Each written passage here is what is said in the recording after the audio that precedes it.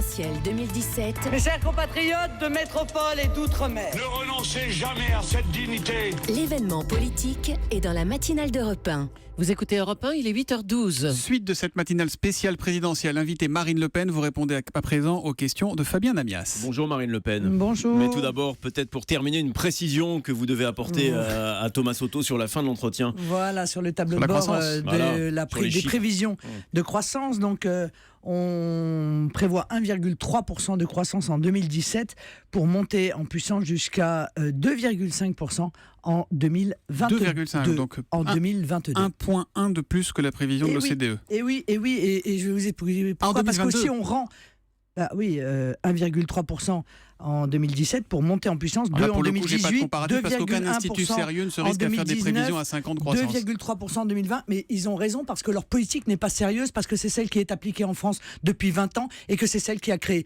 du chômage, de l'effondrement du pouvoir d'achat, l'augmentation massive des impôts.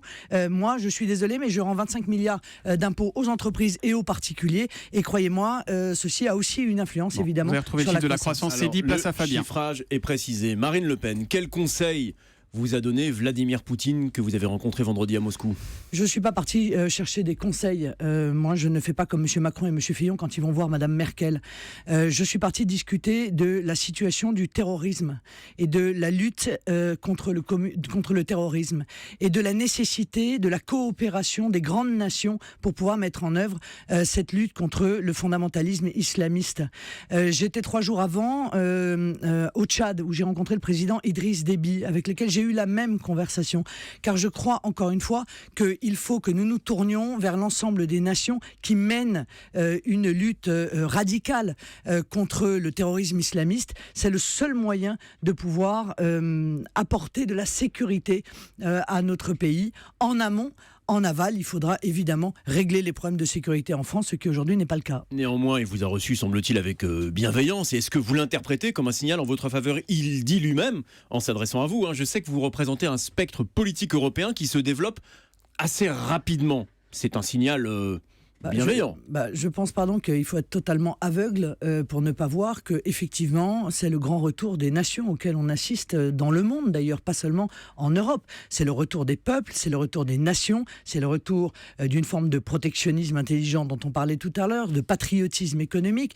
Ça a été le choix des électeurs britanniques, ça a été le choix des électeurs américains, ça a été le choix des électeurs indiens parce que M. Modi est également sur cette ligne. Donc je pense effectivement que je suis la mieux à même dans cette campagne présidentielle pour parler à ce nouveau monde. Nous parlons, et les uns et les autres, ceux qui sont attachés à la démocratie, à la reprise du pouvoir du peuple, à l'arrêt de ce libre-échange échevelé, de cette mondialisation sauvage, nous parlons en partie la même langue. Vous parlez de reprise du pouvoir du peuple. Si l'agenda n'avait pas été le même et si Vladimir Poutine vous avait reçu par exemple cet après-midi à Moscou, est-ce que vous seriez ému du fait que la police russe arrête les opposants qui défilent dans les rues de Moscou? On parlait tout à l'heure du cas d'Alexei Navalny. Ces gens-là défilent contre le pouvoir et se font arrêter. Est-ce que vous trouvez ça normal? Je suppose qu'ils seront relaxés par la justice. Oui, mais est-ce que c'est normal que la police les arrête simplement parce qu'ils défilent pour s'exprimer contre le pouvoir en place? Non mais pardon, mais moi quand je vais dans des pays, je n'adopte pas l'intégralité de leur politique interne, d'accord, ou intérieure. Voilà, c'est pas mon rôle. Moi je suis encore une fois dans une démarche de diplomatie pour expliquer aux Français qu'il faut que l'on prenne des contacts avec ces grandes nations sans lesquelles nous ne pourrons pas lutter efficacement contre le terrorisme islamiste. Moi j'aimerais bien savoir... J'aimerais bien que les différents candidats à la présidentielle m'expliquent ou expliquent aux Français qu'ils ne parleront pas à M. Trump parce qu'il fait partie des méchants, je suppose, qu'ils ne parleront pas à M. Poutine parce qu'il fait partie des méchants et qu'ils vont nous faire la liste de tous les méchants. En revanche, ils parlent à l'Arabie Saoudite, ça leur pose pas de problème. Ils parlent également au Qatar et là, honnêtement, on entend assez peu parler, il faut bien le dire, des droits de l'homme et particulièrement des droits des femmes. Donc, le 2 poids 2 mesures, cette vision que portent nos dirigeants français, c'est aussi ce qui agace à l'international, je vous cache pas, c'est ce qui excède l'Afrique. Je vous le dis, franchement, ils sont excédés parce qu'ils ont le sentiment, encore une fois, de ce deux poids, deux mesures. Alors moi, je suis pour la coopération entre nations libres, entre nations souveraines. Je pense que c'est au peuple de se choisir leurs dirigeants, leur politique. C'est ce qui se passe en Inde, c'est ce qui se passe aux États-Unis, c'est ce qui se passe en Russie. Je ne suis pas là pour distribuer les bons ou les mauvais points. On vous entend là-dessus. Même si la France doit avoir bien sûr une influence toujours pour convaincre de la nécessité d'avancer pour les droits de l'homme, d'avancer pour les droits des femmes qui sont aujourd'hui en danger, y compris dans notre propre pays. De ce point de vue-là, vous n'avez pas été servi par, je ne sais pas si vous connaissiez ce Vitali Milonov qui se fait prendre en photo avec vous, qui l'a mis sur le compte Facebook. C'est un député russe qui appelle, qui explique que les homosexuels violent les enfants, que les juifs ont cuit les chrétiens. Et il s'affiche avec vous, il est tout content de le faire. Monsieur, j'ai fait des milliers de selfies, comme l'intégralité des candidats à la présidentielle. Vous croyez pas que c'est un peu malhonnête, objectivement, de me reprocher cela? Mais je vous le reproche dès qu'il a publié une photo sur son compte. Non mais d'accord, vous monsieur, lui demandez de la retirer peut-être. Écoutez, monsieur, je ne savais pas qui était ce député. Je ne le connais pas. Je n'ai pas de relation avec lui. J'ai été invité à une réunion de la Commission des Affaires étrangères en Russie. Dans cette Commission des Affaires étrangères, il y a tout le spectre politique russe. C'est une assemblée comme il en existe dans tous les pays démocratiques. Et donc, voilà, je ne savais pas qui il était. On a besoin de vous avez... Enfin, franchement, c'est pas très honnête. Au moins, c'est clair et c'est précisé. Une autre précision, puisque la question, elle revient régulièrement, je vous la pose.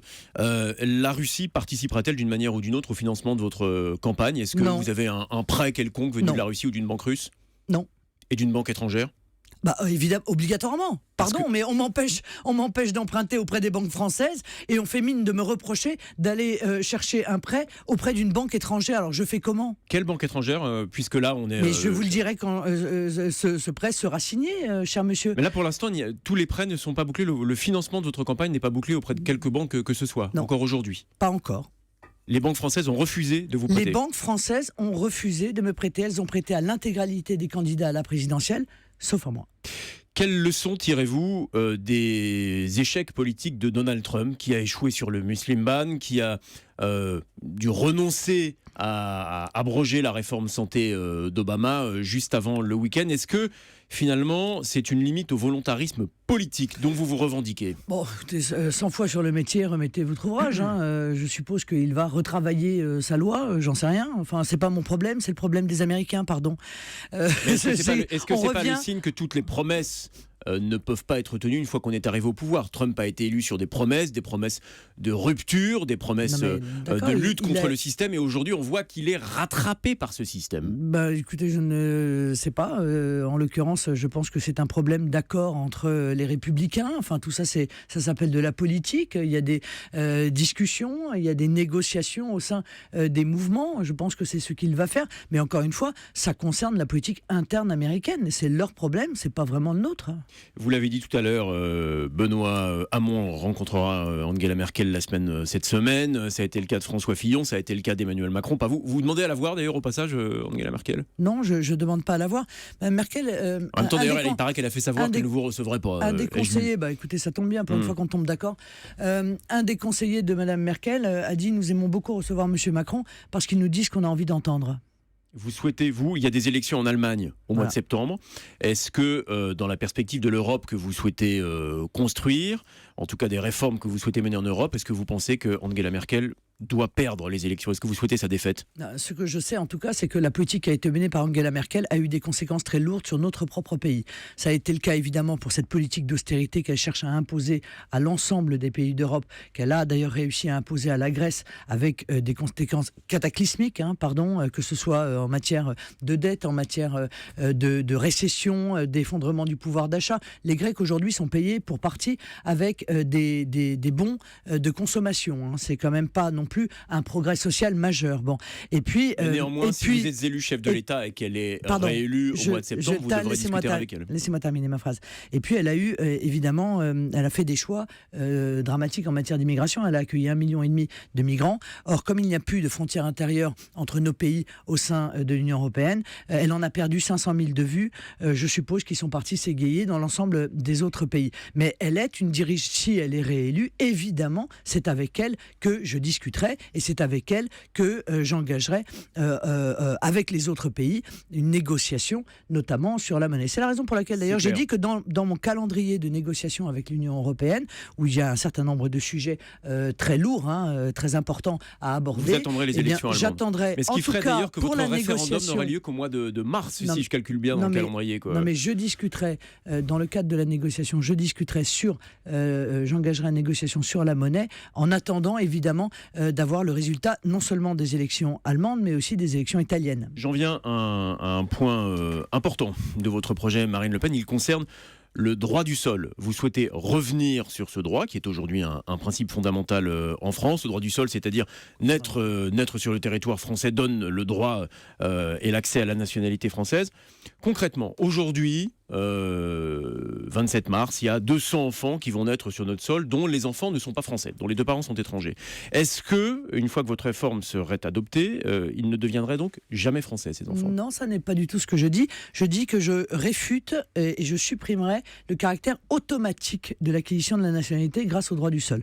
Vous savez que le simple fait de naître sur le territoire et d'avoir un certain délai de résidence en France vous donne automatiquement accès à la nationalité. Je veux supprimer cela. Je veux que le droit du sol... Quels sont les critères qui seront les vôtres ou que vous demanderez pour que ces enfants puissent devenir français ? Je veux que le droit du sol devienne un critère parmi d'autres de l'acquisition de la nationalité, parce que je considère que la nationalité française doit s'hériter ou se mériter. Mais le parmi d'autres est intéressant, Marine Le Pen. Quels sont les autres critères, selon vous, qui fondent la possibilité d'acquérir la nationalité française ? En tout cas, il y en a un certain nombre qui vous empêchent. Vous voyez, c'est par exemple d'avoir un casier judiciaire comme l'avaient M. Kouachi et M. Koulibaly quand ils ont atteint l'âge de 18 ans, voyez-vous. Et malgré cela, malgré ce casier judiciaire extrêmement chargé, malgré ses liens, par exemple, avec le fondamentalisme islamiste, eh bien, ils ont obtenu la nationalité française. Eh bien, avec moi, ils n'auraient pas obtenu la nationalité française. Voilà, par exemple, je crois, un critère qui est Mais aujourd'hui, les étrangers qui sont sont condamnés pour fait de terrorisme, par exemple, ne peuvent pas obtenir la nationalité française. Oh, bah Dieu merci, mais ils peuvent quand même continuer à vivre. Ils ne seraient pas concernés. Ils peuvent quand même continuer à vivre en France à nos crochets,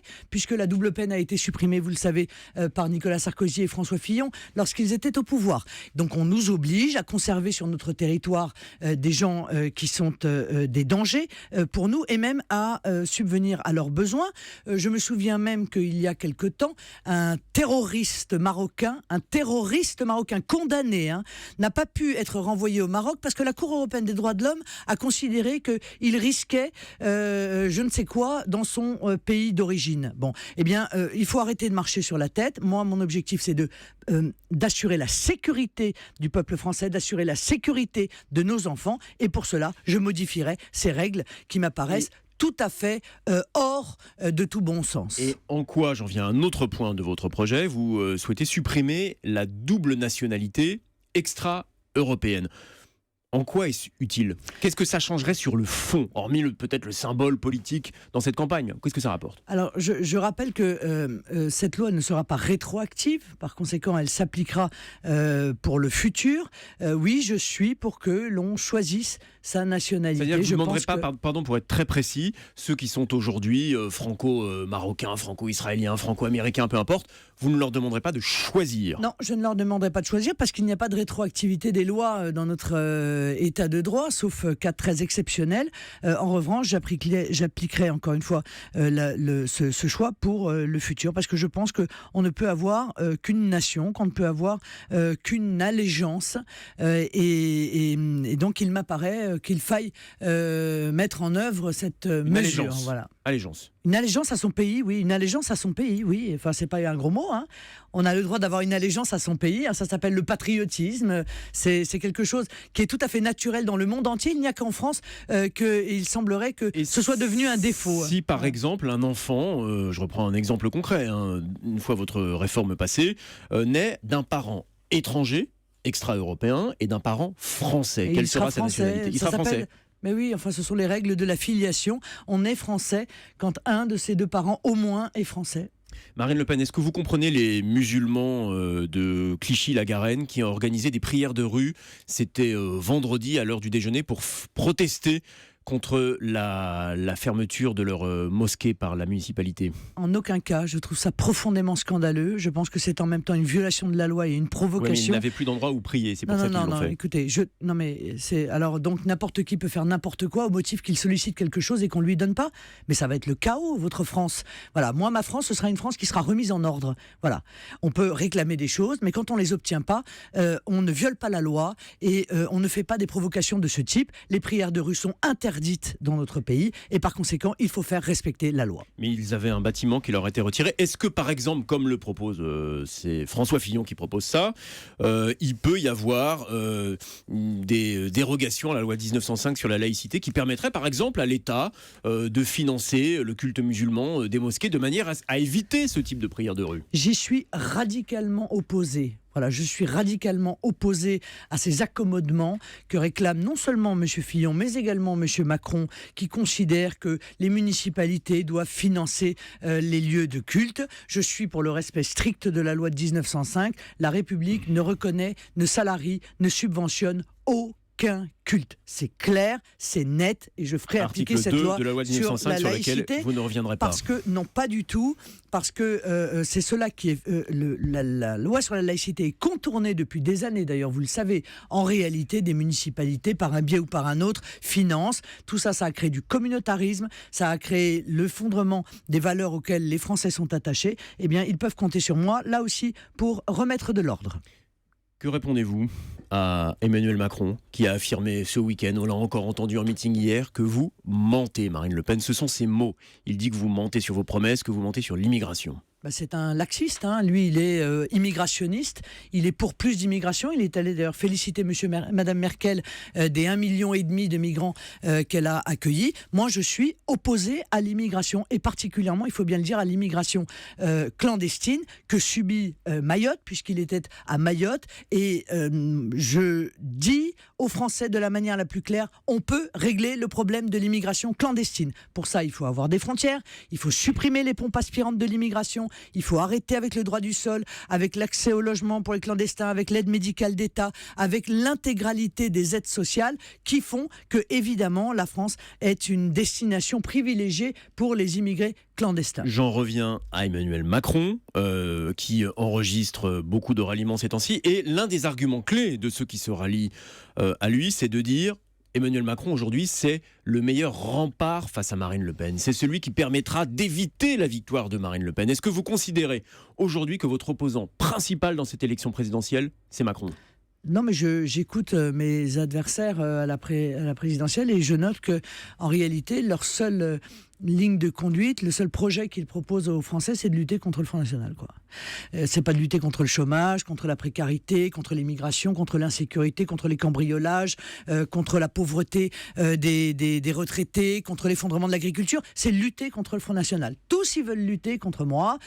Bon, très bien, mais c'est un peu pauvre quand même comme projet. C'est un peu pauvre quand même comme projet. Vous ne vous en plaignez pas, ce qui signifie qu'une partie de vos idées infuse aujourd'hui dans la campagne. Ça signifie surtout que tout cela sont évidemment des candidats du système. D'ailleurs, je note qu'ils veulent tous, c'est assez drôle, hein, ils veulent tous ils se présentent tous comme des candidats anti-système. C'est quand même étonnant. Mais le problème, c'est qu'ils ont tous été, un biais ou par un autre, à un moment ou à un autre, précisément au pouvoir. Alors dites-moi, qui est responsable de l'échec des 20 dernières années? Expliquez-moi. Qui est responsable de l'échec des 20 dernières années? C'est quand même un petit peu eux. Eh bien, précisément, si vous êtes élu président de la République, quelle sera votre majorité? Est-ce que vous interdirez à tous ceux qui ont participé de près ou de loin aux majorités précédentes de droite comme de gauche de vous rejoindre? Très honnêtement, l'intérêt c'est de créer une majorité présidentielle. Je pense que la France est dans une situation vraiment très grave. Ceux qui ont participé aux majorités précédentes, c'est-à-dire que vous venez de dénoncer. Des ministres, des députés, des élus. Est-ce qu'aucun élu LR, par exemple aujourd'hui, n'aurait vocation à gouverner avec vous? Non, mais ça n'a aucun sens. Je serais alors quelqu'un de terriblement sectaire. Vous venez de dénoncer l'UMPS qui a gouverné en France depuis des années. Je leur dis juste qu'ils ne viennent pas nous dire qu'ils sont anti-système. Ils ont participé à ce système, ils ont été au pouvoir. C'est cela que je dis. Maintenant, on peut admettre que l'on s'est trompé. C'est vrai que c'est rare en politique. On ne les entend pas beaucoup faire leur mea culpa, il faut bien dire. Et pourtant, ils devraient le faire devant les Français. Mais moi, j'ouvre encore une fois cette majorité majorité, à tous ceux qui répondent à une triple exigence. 1, être patriote. 2, être de bonne foi. 3, être compétent. Et le chef de cette majorité, c'est-à-dire le Premier ministre, pourrait être issu hors des rangs du Front National ? Bon, Est-ce que ce serait une possibilité pour vous ? mais en tout cas, je ne m'interdis rien. Merci beaucoup Fabien Amias. Marine Le Pen, vous restez avec nous. Dans un instant, vous répondrez aux questions de Natacha Polony. Puis vous irez dans la Social Room à 9h pour interroger Marine Le Pen en Facebook Live. Ça se passe avec le hashtag élection au pluriel 2017. À tout de suite. Cette victoire est possible. Elle est là, à portée de main. Mes amis, vous avez devant vous un combattant. Europe 1, matinale spéciale présidentielle.